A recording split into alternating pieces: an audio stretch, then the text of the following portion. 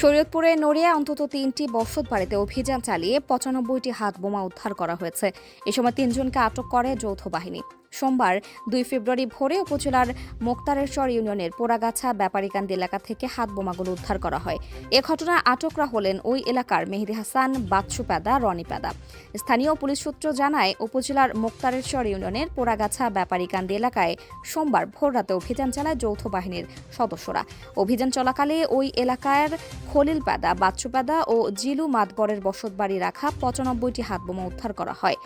এছাড়াও ঘটনাস্থল থেকে বেশ কিছু দেশীয় অস্ত্র উদ্ধার করে যৌথ বাহিনীর সদস্যরা। পরে এই ঘটনায় মেহেদী হাসান, বাচ্চু পেদা ও রনি পেদা নামের ৩ ব্যক্তিকে আটক করা হয়। এ ব্যাপারে নড়িয়া থানার ভারপ্রাপ্ত কর্মকর্তা ওসি বাহার মিয়া জানান, নিয়মিত অভিযানের অংশ হিসেবে ব্যাপারীকান্দি এলাকায় অভিযান চলাকালে বেশ কয়েকটি বাড়ি থেকে ৯৫টি হাতবোমা উদ্ধার করা হয়। এ ঘটনায় ৩ জন আটক আছে। মামলা রুজু শেষে তাদের আদালতে পাঠানো হবে।